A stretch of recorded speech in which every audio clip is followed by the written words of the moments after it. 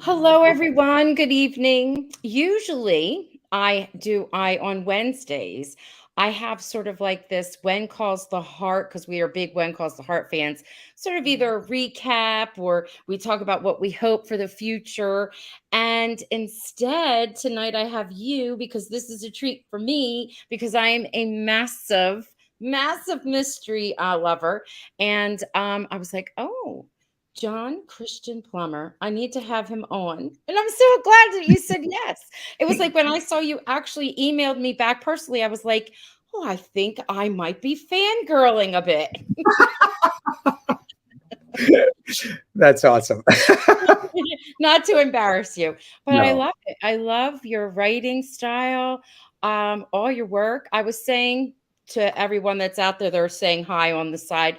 I was saying to you just like seconds ago, every time I really fall in love with a storyline or one of the mysteries, I look up to see who does the writing, and I'm like, oh, wait a minute. Oh, it's John. It's John. So this is fun.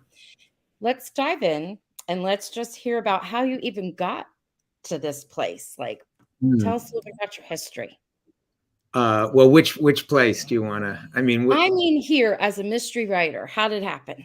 oh, okay. I mean, well, I guess we could go back to my childhood and reading Okay. reading Agatha Christie.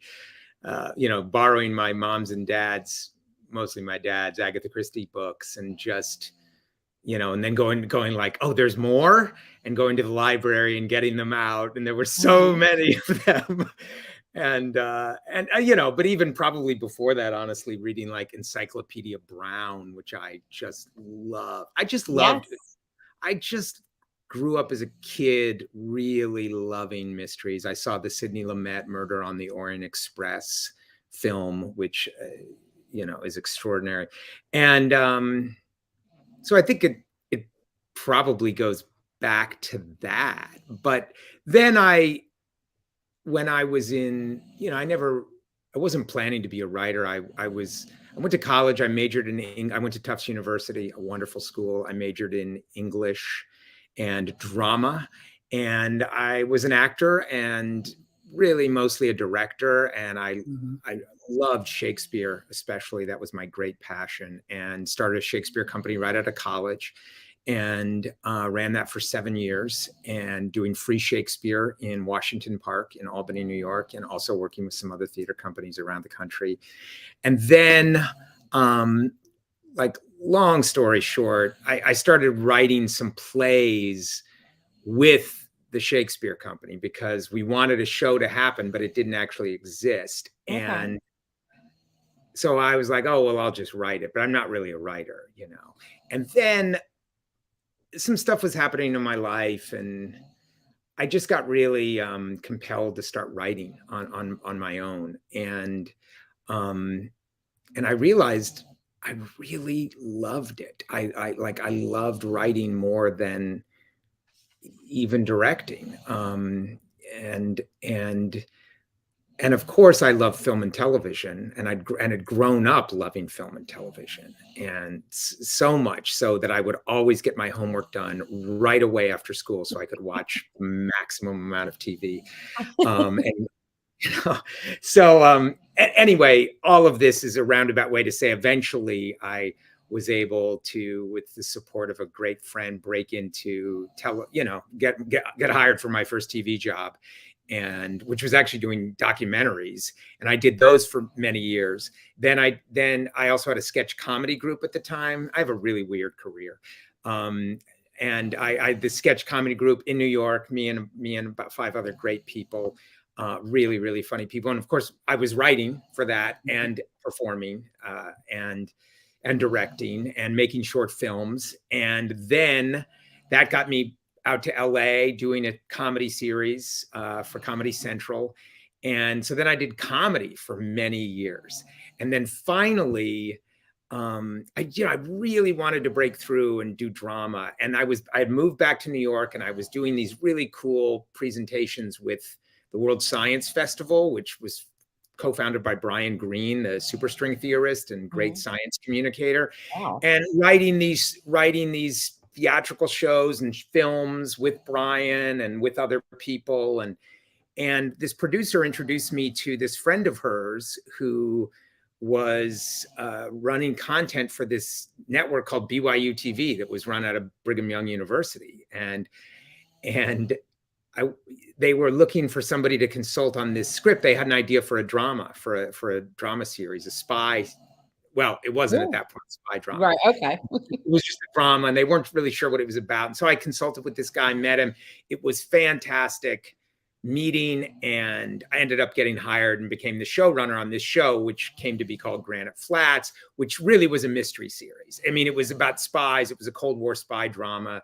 It was, and that was sort of my entry into doing, into writing mysteries. And I just, it was, and then of course, through that, I ended up meeting Mary Beth Sprose, who was the producer and the executive, who eventually ended up at Hallmark, who eventually hired me to write Mystery 101. So here out of all that, this is what I get. You never know where you're going, do you? Like, you just don't know how one connection leads to another connection. Someone was saying that not too long ago on a different podcast I was watching, and they were saying, you always have to be nice to people. Be nice to people. Yeah, I think it's true. Yeah. Yeah, you should be, you should be nice to people. You should be kind. It's very, very important. Of course. Yes.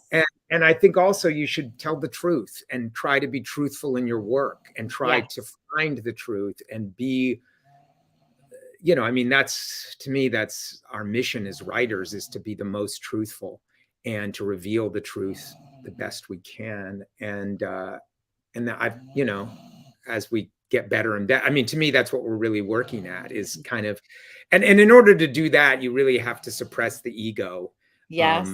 Because the truth is, the real truth, the big, deep, deep, profound truth is, you're really a conduit of the universe, of so many, of every single person you've ever met, of every single thing you've ever read.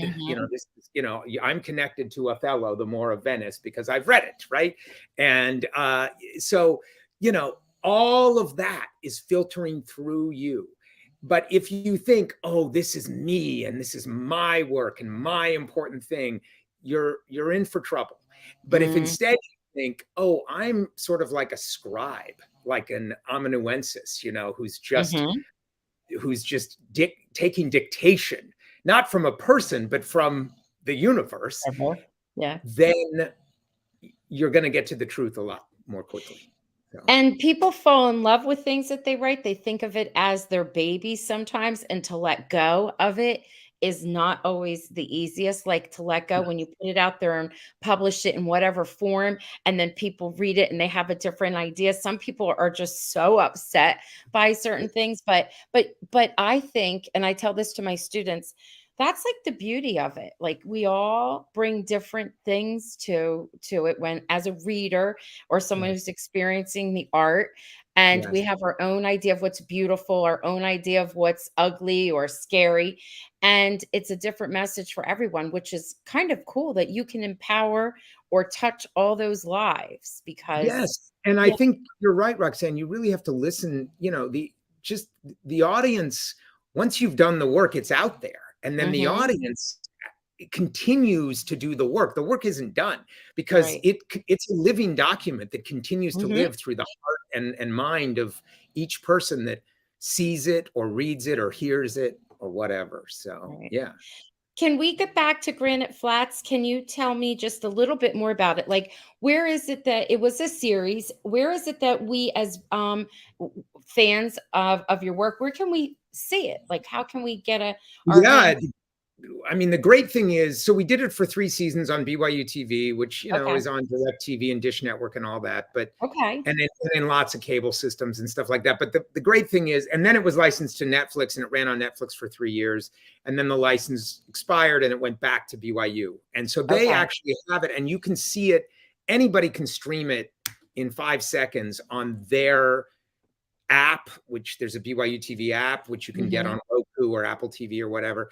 And then also just, type byutv.org on in your browser and go down to shows and find Granite Flats. You got to watch it in order because it's heavily serialized. And like I said, it's a mystery show. So each season there's a mystery, a season long, well, more than one, but season long mysteries that you have to solve. And, it's very family friendly. I mean, by which I mean there's no cursing and there's no sex or gratuitous stuff like that, because we made it for this network, BYU, which was really an interesting thing because the executive producer, Scott Swaffer, the guy I was telling you about that I met, his whole thing was like, we do not, first of all, there's no Mormon characters in the show. They were adamant about it. They didn't want that.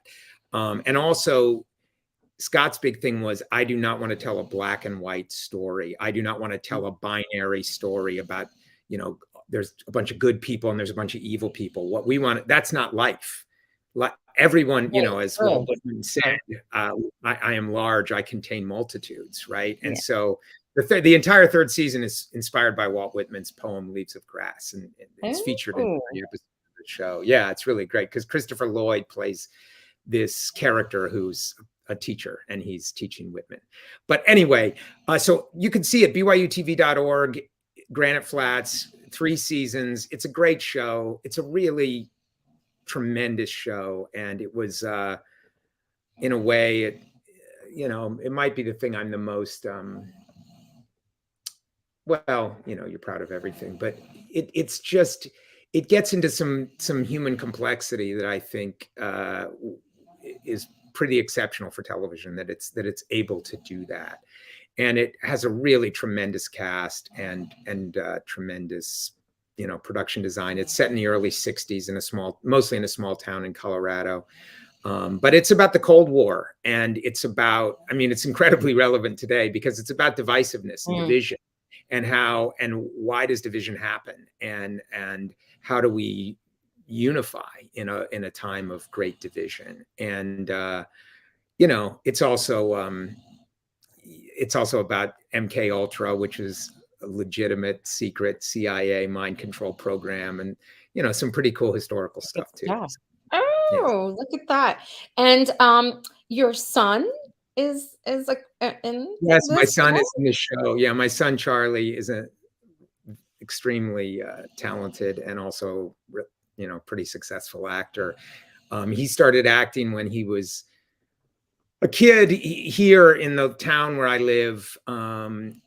I had seen a kids production at the local community theater, and I was kind of dismayed at certain things about it. And also one of the things that dismayed me was there were almost no boys in the show. And I said, why don't they do a show like Star Wars? Why don't we adapt Star Wars? So I pitched it to them, and to adapt Star Wars on stage. So we did it. We did this incredible, yeah. And like Darth Vader was a gigantic puppet controlled by 4 kids, right? It was really, really cool. Nobody ever left the stage. It was about an hour and a half long, and a lot of boys signed up, including my son, Charlie, who was very shy at the time.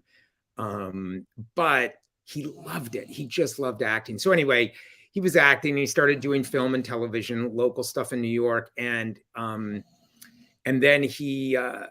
I had written the pilot of Granite Flats, and they were only auditioning in LA, and they were really struggling to cast. There were these 4 kid characters.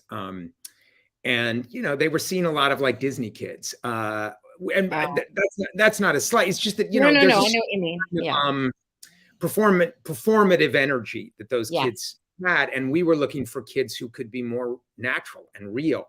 And I said, well, I can put my son on tape. He's on Boardwalk Empire. He was at that time had a small recurring role on Boardwalk. And hold that thought. I'm from Hamilton, New Jersey. I'm like, right. I know that story, but go ahead. Go ahead. I'm sorry. So anyway, he was doing a show at the at Williamstown at the theater festival up in Massachusetts, and I went up there for the weekend, and I said, "Hey, can I put you on tape for this?" And so I taped it, sent it in to the executive producer. He sent it to the casting director, not sharing that we were related, and they cast him. And he did the show. My wife ended up, she was like his chaperone on set, and she's an actor.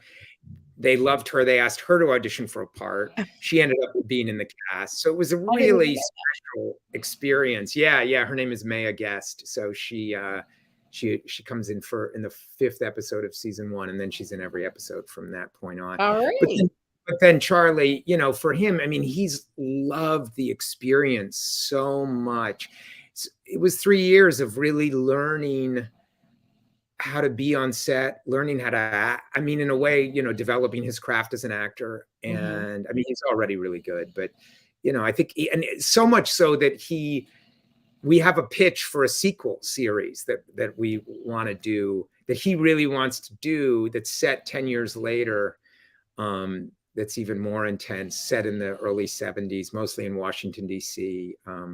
More CIA stuff, more spy stuff during the Nixon administration. So yeah, and he wants to do it, and he wants to go back to Utah and do it. And that's, he doesn't need to do. I mean, I told you he's doing a film with Ray Fiennes right now in Greece, Yes, that he's yes. in Greece. He's doing really well in his career, but he just turned 24 today. Yeah. I'm Today is sorry. his I birthday. just picked that up because it's a special thing. Jan is asking how old is Charlie now? Yeah. Yeah, he's 24 years old. Today. We Yeah. just FaceTimed with him. It was pretty Yeah. awesome. They're showing He you some love. They're just saying that's Oh, awesome, Christina. I am, yeah, Yeah. it is awesome, and I am extremely proud of both of my Oh, sons. yeah. Yeah. The whole Anyway, so experience. but that was a really special experience to do that together as a family. So anyway, So yeah. now you're like mystery writer. By any chance, did you like Clue when you were growing up? Did you like the game Clue? Board game, yeah, of course. I enjoyed it very much. I loved playing it, especially with my cousins in Indiana. And then I love the movie too. I mean, Yeah. the movie's a masterpiece. Oh, I know, but I know. I also loved they made like a digital version of it too in and I was like an adult by that point, and my neighbor, she knew I loved Clue, and she was like 12, and she'd come over and say, "Can we play it?" So I would play with her the digital version. I was like obsessed. I'm like, "Oh my gosh." yeah, I yeah, love it. Love it. Love it. Okay, so now here you are writing these mysteries for Hallmark, right? yeah. Mhm. And let's see. I love every one of them. Curious Caterer. I didn't realize at first that you were involved. I'm like, oh, look, see, look who it is. Francesca Quinn, right? Yeah, Martha's Vineyard. I have to tell you, when I was growing up, I learned to fall in love with reading because my 5th grade teacher suggested different genres, and she would say, "You're going to the library, try this genre. You're going to the library, try this." So when she said mysteries, I looked up the mystery section. I was like, "Oh my gosh." Fell in love like Trixie Belden, Nancy Drew, right? Encyclopedia Brown. I love that too. But yeah, yeah, by yeah, the time you're sure. reading Nancy Drew and Trixie Belden, I feel like you advanced beyond Encyclopedia Brown, right? And I know. And then I started in like high school reading Philip Craig. Like I started reading almost said Martha Stewart. I think everybody almost says Martha Stewart when they go to say the Martha's Martha's Vineyard. Vineyard. Yeah, Like J.W. Jackson, I was like, is he a real man? I love him. I know he wasn't, but I was obsessed. Young girl obsessed over it. And I'm like, wow, they would go and make a whole series about it. But then also just recently, and I actually were talked to some of the cast members when they started the Curious Caterer. I'm like, oh my God, that's Goldie. That's the Goldie series. So yeah, they turned those series into stories, and I'm like, these are my favorite. So I've been very excited. But I have to cool. tell you, my favorite one, and I do not think there is a book series, is the Mystery 101. I love Oh, it. yeah, no book series for that. Yeah, No. yeah. How did that even come about? How did those characters come about? Yeah, so I was hired. My friend Mary Beth, who was the producer, she had inherited that project. Another producer had developed it. She'd come into Mhm. Hallmark, and it was called Mystery U at the time. Not a great title. No. And um and she called me and said, "Hey, I have this project, and I'm trying to figure out if it needs a page, what we call a page one rewrite, which means you basically, you know, blow pretty much everything up Oh. and start over." you keep the characters, the premise, but so much changes, the structure, the scenes, Okay. all the dialogue, whatever, or just a polish. So which did it? Where was it on the spectrum? And I read it and I said, oh yeah, no, this needs a page one rewrite. I mean, it was very, very problematic, and I think they'd had a lot of problems developing it. And she said, yeah, that's what I was afraid of. Can you do it? And I said, yeah, I'd love to do it. And I was telling her all the things that I thought were wrong and how to maybe fix them. And she said, okay, great. But the thing is, I need it in 5 days. And yeah. Oh my goodness. I know. And I said, okay, cool. I'll do it, and I did it in 4 days. In fact, I wrote like almost 30 pages a day. It was just, you just have to put, and when you're in that situation, you just have to put your head down and go. Yeah. I mean, you have to start with prayer, which I always do first, but anyway. And that turned into Mystery 101. I mean, I said, the first thing we got to do is change the title, and it should be this class that she's teaching. Anyway, the basic stuff was there. She was a teacher. Her dad was a novelist, but we don't have to get into the differences. There were lots of differences, and people would be shocked to know what they were. But anyway, so I just did a wholesale, page one rewrite on that and turned it in because, and they needed it so fast because it was, going to go into pre-production. And then of course, I polished it and did revisions to that rewrite, but then they cast Chris and Jill and Robin, and it really took, their chemistry was great. Great director, Blair Hayes, who directed the first episode. He really wanted to push it in terms of the production values. And they wanted to do something that was, I mean, Hallmark was starting to change, and they wanted to do something that was challenged the form, that was, that would admit some darkness, that would admit a degree of human behavior that maybe wasn't so much asked for before, in terms of like doing complicated things as opposed to simplistic things. And so we were trying to also, I think, and also make the characters really smart. I mean, she's a college professor, and Travis he's not a professor, but he's obviously a very, very intelligent detective who can keep up with her. And very quickly that we were talking about like some of the great old films of like Billy Wilder and Howard Hawks. Between the two.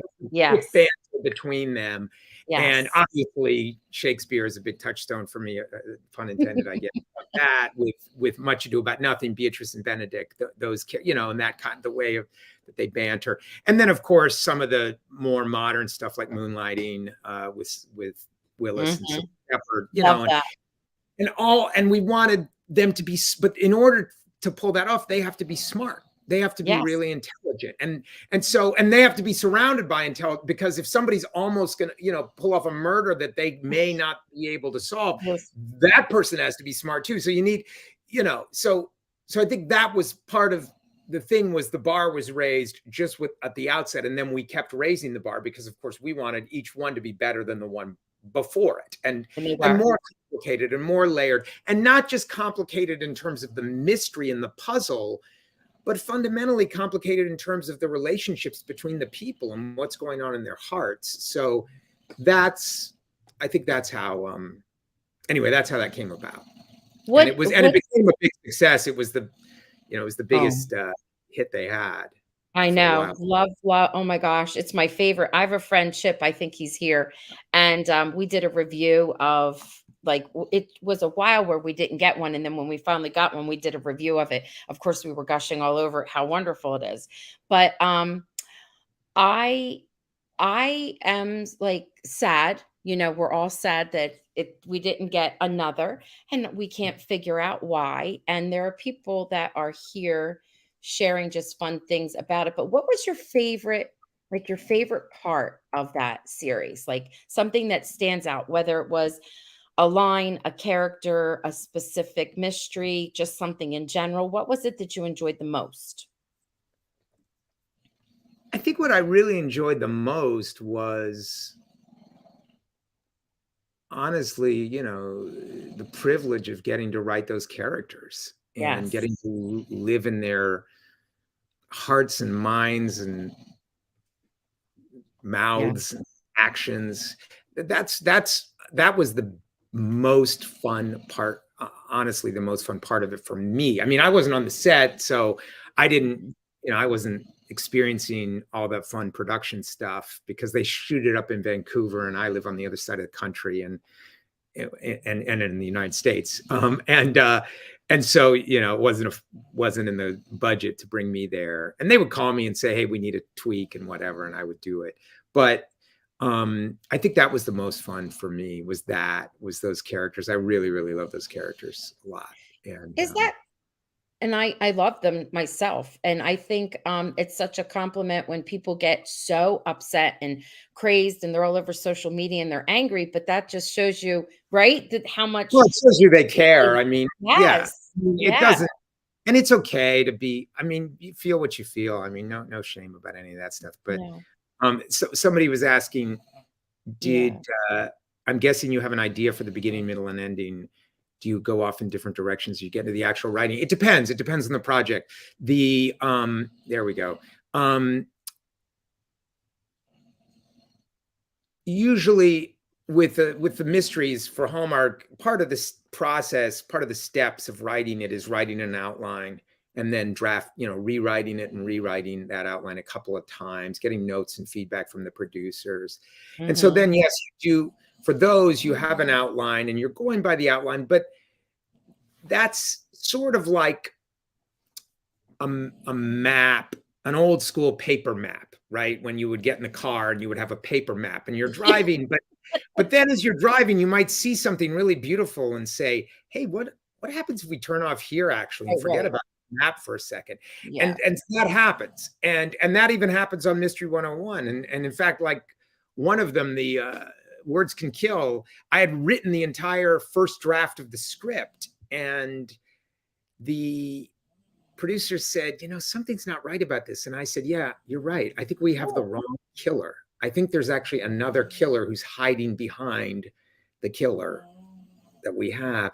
So, things like that you discover that you can't discover until you're out on the road, so to right, speak. right, right. And Um, actually, with Granite Flats, we that was I wrote the entire third season, which is 8 episodes, and I knew what the ending was, and I mhm. knew kind of the arcs of the characters in terms of what they were going to struggle with.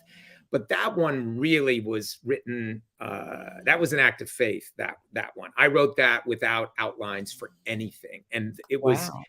incredible that the producers let me do that. But I think at that point, I built up enough credibility with them, and Yeah. I think partially that's why it works so well, is because I think the great part of writing is to surprise, to be open, to Yes, yeah, surprise yourself. If yes. you can surprise yourself as you're writing, then for sure your audience will get surprised too.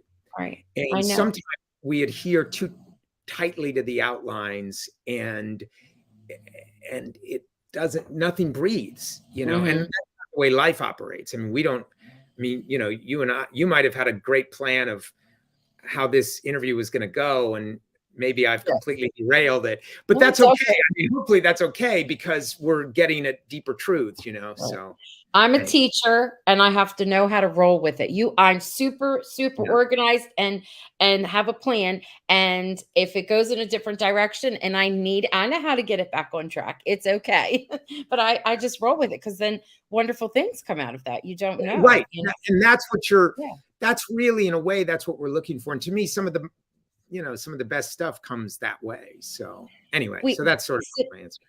Since we're talking about this beloved series, we have some questions.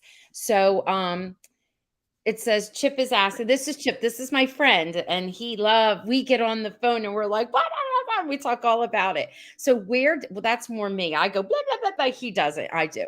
Where did the idea for the salt pig come from? My house, I have one. My mother-in-law gave it to us. So, Oh, and I don't yeah. know. It I just mean, I have one in the house. I don't know why it worked its way into that. Isn't I it cool that someone pays such close attention to all these Oh little yeah, things? yeah, it's great. It's great. And and like that was like a little thing with this uncle, Mhm, Graham we knew from the previous episode. Graham had gone on a book tour, and mhm. so we thought, so then Yeah, here was the uncle, and then the uncle ended up, being the and yes, that was just a little idea of this gift that was going to come into play. I mean, it's a weapon. Ultimately, the salt becomes a sure. weapon. Right, right. And so, you know anyway, I thought she needed a weapon in the kitchen to fight back, Mhm. and That was a salt cool things. little thing. So you were up late at night, you needed something to drink, you're walking through the kitchen and you're like, "Yeah, I'm gonna use that in my Throw story." this into somebody's face.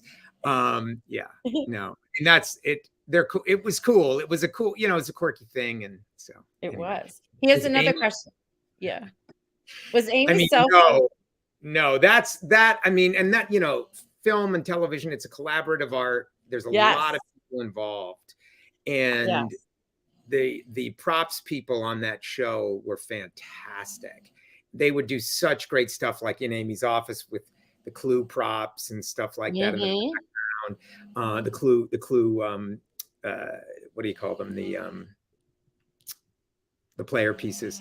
But anyway, that was just, I think that was a cool cell phone idea. They wanted it to be like a book because she's a Mhm. literature professor. Sure. So yeah, I that's not in the script at all. That wasn't written in. That was just, yeah. Good question. And there's this one is Jan. Where would have gone with the next one if you can tell us this? Like, did you have Yeah, ideas? I'm sure sure. you did. I actually, I yeah, no, I had a whole outline for, or not an outline, but I had a pitch for the number Mm, 8. And I actually read it all. It's on YouTube. You can find it on YouTube if you search my name and then yes. Hallmark Mysteries and More. It's on this podcast called Hallmark Mysteries and More. Yes, yes. I read the whole thing, so you can hear Okay. that. Yeah. That's wonderful. I love that you did that for them. That was really cool how they reached out and then you shared all of it. I think they shared it on maybe one of the fan pages, the mysteries. Yeah, Um it's been mysteries, shared on yeah. a few places. Yeah, Yeah. so that's cool. And I looked at it. I won't reveal so people can have the joy of finding it. What I will do is if anyone is interested and you don't know where to find it, I will share a link. Just send me a message.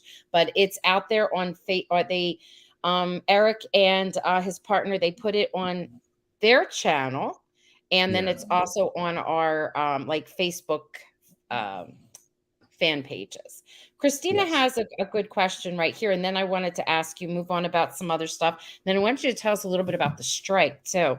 When writing a mystery book, do you have to do a lot of in fact, I think she means like what is she investing to Investigating. Yeah. okay, Yeah. investigate. Yes. Yeah. Oh, yeah. Investigate. I mean, sure. I mean, you're always doing a ton of research Hmm. for anything. I mean, for anything I write, there's so much Right. research that goes into any kind of project. And of course, your life is full of research. But yeah, you do a lot of that, and you have to. And you definitely, when you're dealing with, I think it's really important when you're dealing with crime and police Mm, work, law, yes. and my producers and execs at Hallmark are really fastidious about this as well. We want to be accurate. There's so many Sure. shows that elide all of that. They take a lot of shortcuts, and I think it's bad. I think it's deleterious to the society in a lot of ways to take shortcuts about the way police are, the way lawyers are, and even what murder is, honestly. I mean, like, for instance, it's suffocating someone to death takes a long time. It takes minutes in Yes. order to suffocate someone with a pillow. And you usually see it in a movie or TV show, and it's like, maybe 20 seconds, 30 seconds, and that's not what it is. And I think it's important because it's it's hard to kill a person who wants Hmm. to live, and it's brutal to do it. And I Hmm. think you know, these shows are fun in a lot of ways. There's a lot of Mhm. fun, there's a lot of humor, there's a lot of comedy, there's romance, all that stuff. But fundamentally, we're, you know, with all these shows, we're dealing with murder. We're dealing with I mean, Dark. which is the most brutal thing. We're the species that does it. For as enlightened as we are and advanced as we are, we still have this horrible aspect, which is that we kill Mhm. members of our own species. And so we always tried with Mystery 101, I think, to take that seriously, and also to take seriously the whatever drove the person to that step, that had to be real too.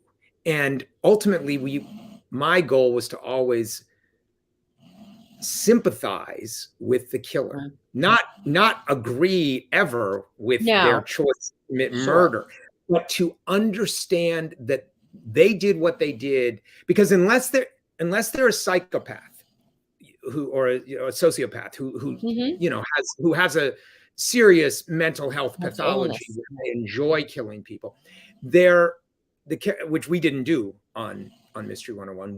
The person Mhm. always had a motive and a reason. And oftentimes they were quite pained by what they felt erroneously that Right. they had to do. And so, because ultimately I wanted to get to the end of each episode and say, well, I didn't like what they did, but I felt for them. I Right, felt for right. that killer too, because I think that's where Agatha Christie. So that's what I really learned from Agatha Christie. And that's what she is so brilliant at, is making sure that you can understand the psychology of the killer. You can understand why they did what they did. So, and that's not fact checking per se, but it's sort of like fact checking of the heart or the mind, if you will. That's true. Now, the Martha's Vineyard, those mysteries. Yeah, So I they're just did based one of those, just right, one. Yeah. and then the same with the Curious Caters. Both of them are based on series that are written by wonderful writers. Mm. How does that work? So how does that happen? If you can talk to us, they how much here's my question. Sometimes the characters are totally different. They're Sure. not what they are in the book, right?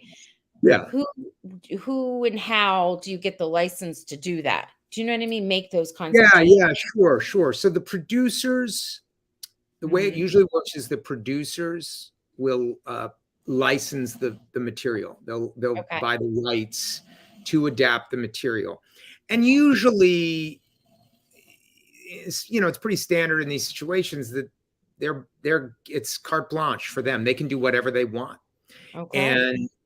and sometimes that's not the case, but usually that's the case, and that's why certain writers say, "I'm never going to license." Like J.D. Salinger famously said, My work will never be licensed for adaptation." Um, as far as those shows, I mean, Martha's Vineyard Mysteries, I can't really speak to too much because I just did one of those, and um, I don't even, I was brought in to rewrite it, and so I didn't even read the original book. Same thing with Curious Cater. I was brought in to do a rewrite on the first one. I did not read the original book. I read the original script. I changed a lot about the original script. But and then with the second one, I did read the book, but the producers said, use what you want. Don't feel beholden. I think there were just a lot of things about that novel that just weren't right. I mean, first of all, we had already gone in so many different directions. Yes, you Like, for did in instance, the beginning. in the series, her ex-husband is, I mean, talk about a psychopath. He's a psychopath. Um, Yes, he and is. Yes, and it's a really abusive, horrible person. And he actually, is. in grilling season, the turning point for Goldie solving the mystery has to do with her memory of when she was hospitalized by her husband beating her up so badly that he broke bones in her hand. Yes, yes. And so, not that that's that's fine, if that wasn't we'd already established that wasn't where we wanted to go Right. with first one in terms of who the characters were. Then there were a lot of other things about it that just needed to change. So really, very, very little of it remained. Now I know they're doing a third one right now that was being written while I was writing Grilling Season, and so I didn't write the third one. Oh, And okay. they're shooting it right now, and they've said that if we get a green light to do a fourth one, it'll come back to me and I'll write the fourth one. But I know with the third one, it's again very, very loosely based on one of the books. But I think it just, it depends on the situation. And it's really usually dictated by the producers how much fealty they want to have to the source material. And it varies from project to project. But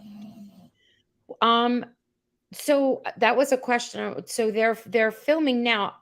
Um, what happens with the writer's strike? How does that work? So they're gonna the script is written, right? So now mhm. and then they go on and they're filming. What happens with the writer's strike? How does that affect something like that? Or not at They, all?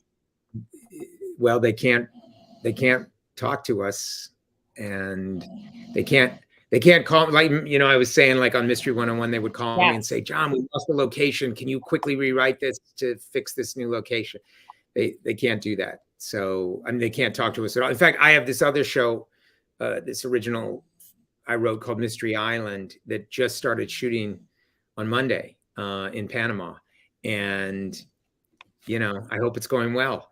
I know nothing. I Oh. was, they didn't.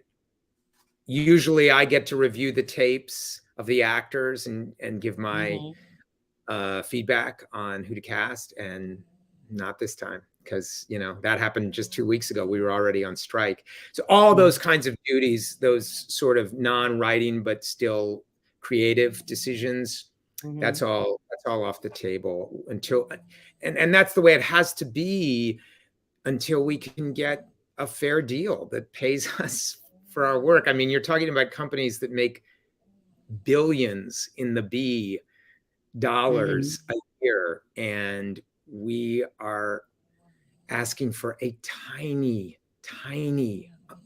We're asking for less than 2% of Oh. what they made in profits Oh.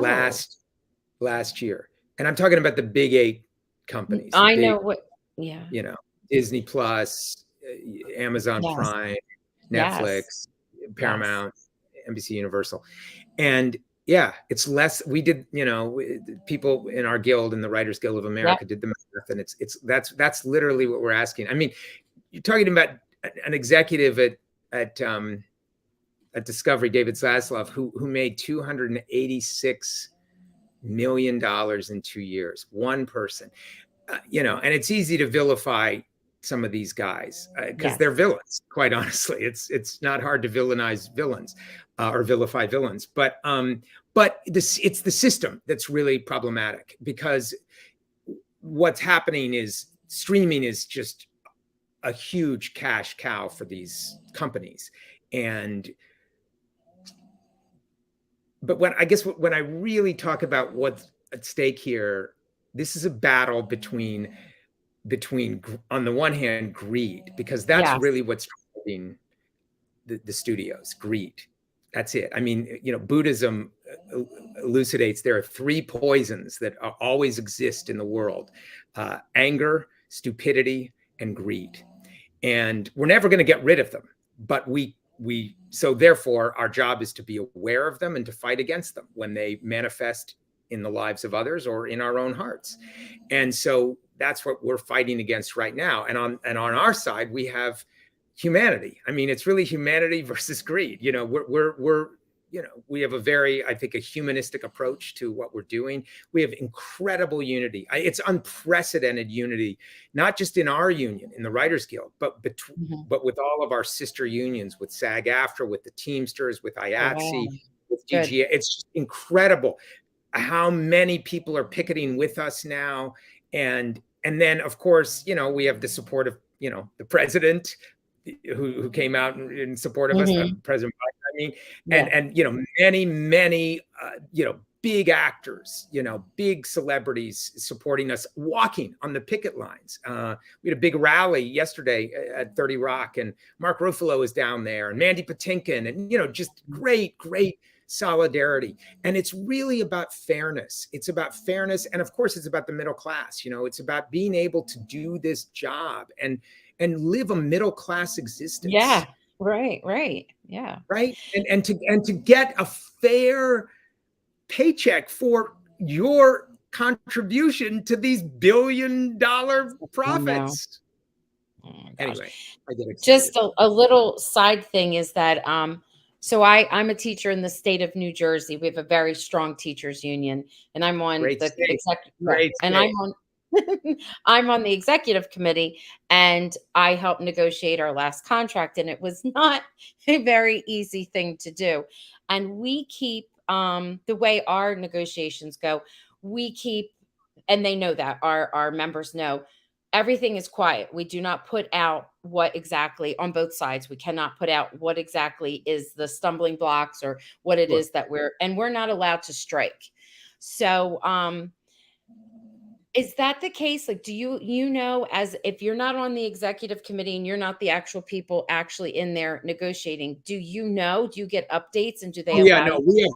we, as you might imagine, we're good communicators, Good. writers, Yes, and you are. we're good storytellers. And I think we've Yes. completely won the narrative in this one.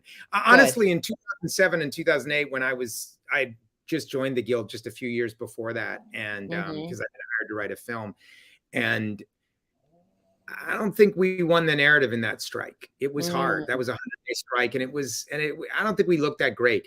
We have completely won the narrative in this. Good. But to your question, yes, our negotiating committee has been totally transparent. You can anybody can go to the WGA website and see And read. Yes. read what are we asking for, and how did they respond. So it's terrific. Yeah. And it's But good when Randy Weingarten from the teachers union, Oh. she was at one of our pickets in New York and on the megaphone, and Yeah. there's a lot of non showbiz people that are marching with us. It's Sure, because you have to stand together. I mean, just in general, just for the right to be able to unify, so it's a good thing. I have got some little questions not little, I don't mean it to be demeaning. Like, I have quick little questions. It's just a comment from Christina saying that you deserve all that and more, and you put so much into your work. It's the truth.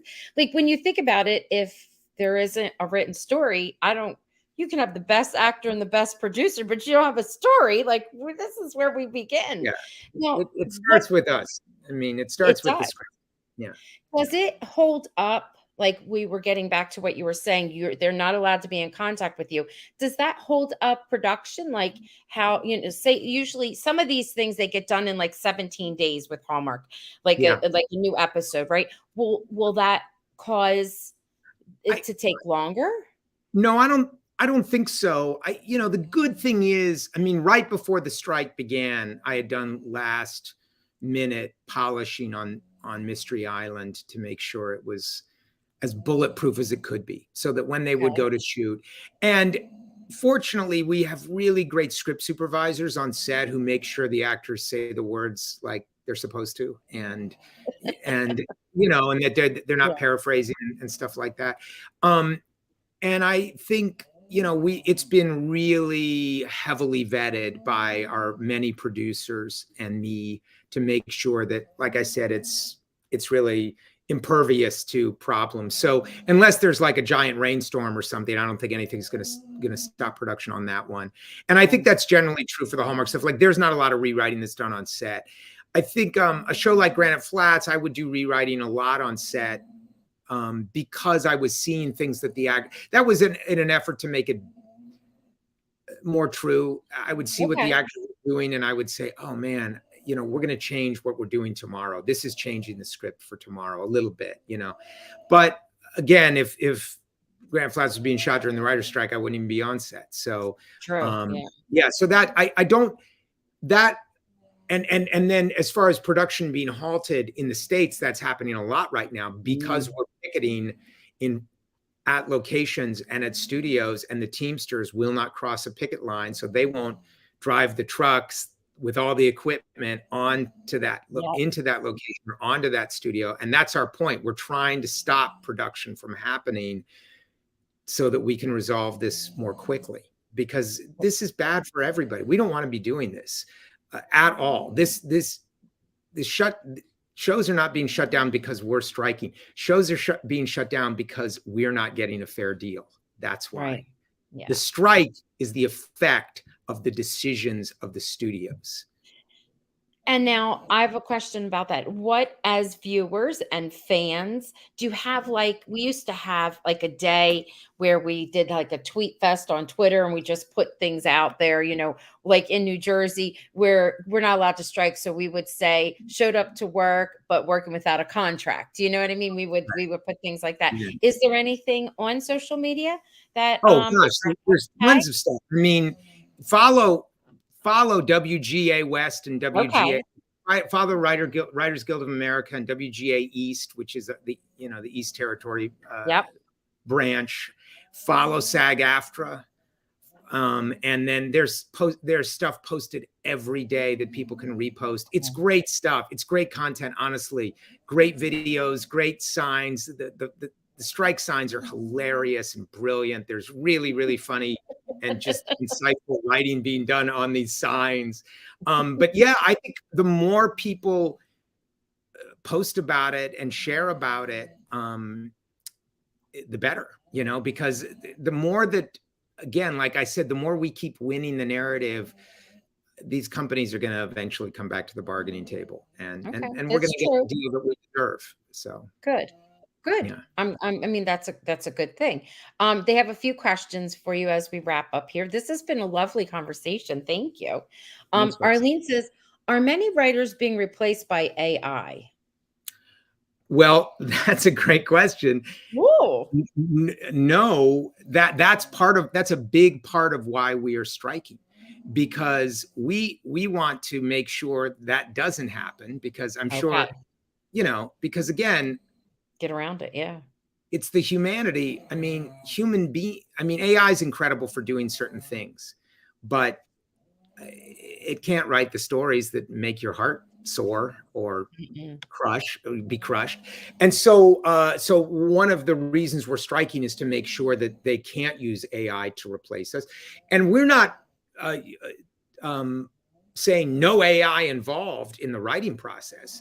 But what we don't want is for a script to be written by AI. And remember, like what I was describing with Mystery 101, where I was brought in to do a page one rewrite. Well, that would be the deal with every single. They'd get AI to write every single first draft, and of course, AI works for free.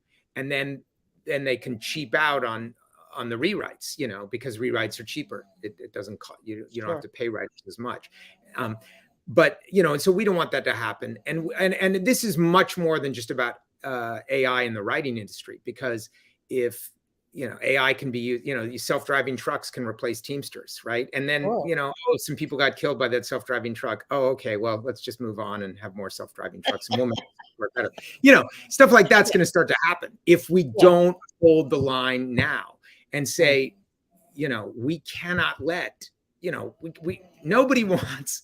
I mean, the Terminator's cool, but we don't want Skynet in reality, right? So anyway, so that's a big. That's not the only reason that we're striking, because when we asked to have a contract that delineated what AI could and could not do, they countered with saying, "Well, we'll have a meeting with you every year just to discuss AI." That's it. Like a 1 hour dialogue about technology. So you cannot. And whatever you give up, you can never get back. So that's exactly right. And the history of labor is very, very clear about that. So, and the Writers Guild has a long history of being the tip of the spear for the labor movement in Hollywood in general and in this industry. And so we're really good at holding the line and saying, and we already did this back in 2007, 2008. I mean, when Granite Flats did get licensed to Netflix, I got a tremendous and, richly deserved residual check for that. My Nice. son and my wife, who were in SAG-AFTRA did not make the deal for what was then called new media, which is now called streaming. They didn't make as good of a deal as we did, because they didn't want to go on strike at that time. And my wife and son's checks were not even close. It was like a tenth of what I got. So now, good thing is SAG-AFTRA really learned from that experience, Right. and led by their great president, Fran Drescher. I know who Fran is. Yes. Oh yeah. She has already, she and the negotiating committee and the executive committee have already called all their members to authorize a strike before they've even started negotiating the contract, because they want to go into their contract negotiation with total leverage, which is fantastic. So they're in lockstep with the GA. Very smart. Very smart. I love that. So they're showing you some love, and there are some questions too as we wrap up. It's Jan saying, is it to your disadvantage that we are now going into summer rerun time? I mean, I'm unemployed, so yeah, it's definitely to my disadvantage. Yeah. But that's just the way it is. It's okay. We're very positive. I mean, like I said, go on social media, follow, look at the videos of, I mean, there's a lot of joy on the picket lines, and so it's tough, but we knew it would be tough. And it's summer rerun time, and also for the streaming services, they have stuff stocked up. But we're also shutting a lot of shows down and a lot of movies down that aren't being able to go forward. And like the Duffer Brothers, who run Stranger Things, said, we're not going. We're not going to produce. So season 5 is on hold, and those kids are getting older every day. And, yes, they are. And I mean, that show is the reason people sign up for Netflix. So I think Netflix is they're going to have to make a deal soon. So let's hope. I mean, we're all hoping that this strike is resolved by July, and that we're all back to work. And because we want to go back to work. I mean, I have a really, really wonderful mystery that I'm developing with Chris Palaha, who plays Travis on Mystery 101. And, we had just delivered the first outline to Hallmark right before the strike. Oh, I was just going to say, are you pitching it to Hallmark? Oh yeah, no, it's done. It's got a green light, and so it's in the writing process, but not now. Now nothing's happening. So I'm hoping to get right back to that, and back to a bunch of others. Yeah, and I have a series I sold to Amazon last year that also, I delivered the pilot, and we're waiting. That's a spy drama as well, set in ancient Jerusalem in the Roman Empire. So yeah. Yeah. We have a lot of things to be looking forward to. We'll have to have you come back so we can hear more. It'll be after the strike, and then we could talk about that success. Great. All right. We're going to end on, well, there's something funny. Jan, well, let's go with Jan first. This is funny, where she was saying, just remember G.I.G.O. garbage in, garbage out. One wrong piece of information into AI, and the whole thing becomes garbage. That's the truth, Janice. All right. And Joan, she's saying the writers are the backbones of the industry. Hope the strike is settled fairly for them soon. They deserve it. Thank you so much. Thank you. I really appreciate it. Yeah. Well, this is lovely. Thank you so much for taking your time out and joining us. Thank you, Roxanne. Really great to talk to you tonight. All right. So we'll say goodnight to everybody, and then you and I will say goodnight in the studio. Cool. Night. Good night, everyone. Thank you. Thank you.